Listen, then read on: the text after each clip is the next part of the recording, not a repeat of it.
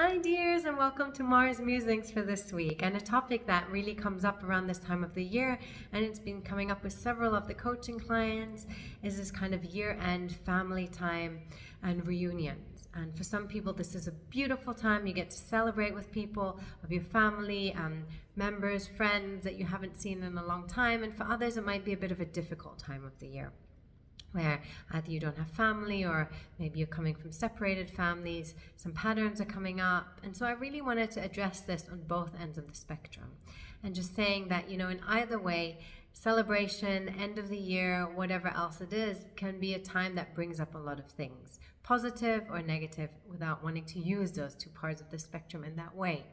But really a big thing that always came through was that it's a time to also acknowledge ourselves, our growth. When we come back with family or friends, acknowledging where we are, our differences, our similarities, our celebration with them, and maybe those moments that are a bit more difficult, and also being aware of the patterns that play out, the activities we get into, maybe the downfall of things, like some women were mentioning, like drinking a lot or partying a lot or overeating in this season, or also the celebration.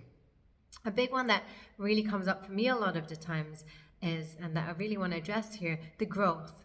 Oftentimes we change our life, we leave our family units, and when we come back it can be difficult because we are a different person. We have changed and we want to show up as someone else. Maybe you've moved from being the daughter to the mother, which is my case, or taken a different role on in the family. And how do you fit back into that family unit? How do you engage with the others in that unit? And how do you find your safe space in that moment?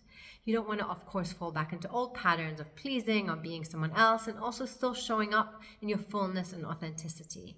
And this is just such an important time of the year to really reflect on this, to show up in who you are, but also to allow, of course, yourself to be mirrored.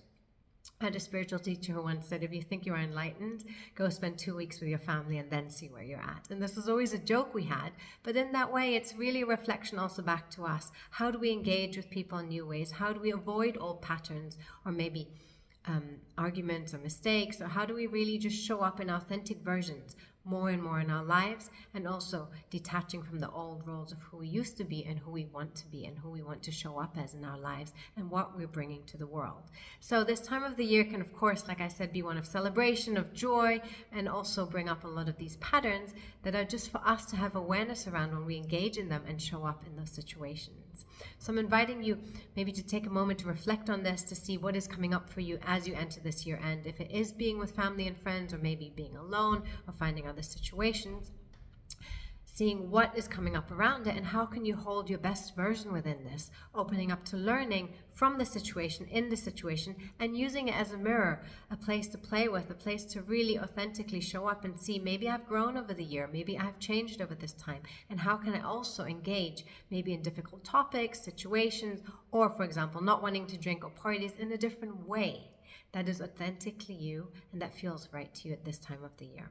So I know maybe this is bringing up a little bit in you. I hope it's, however, giving you an opportunity to maybe open a space to reflect on this, to show up in the fullest version of yourself as you enter this period of the year, and really also get ready for the new year ahead, to really see where you're at. I find it a bit of like a thermometer time, let's say, to check back in, to reconnect, and also just to find a moment to take some rest and to celebrate you of who you're becoming.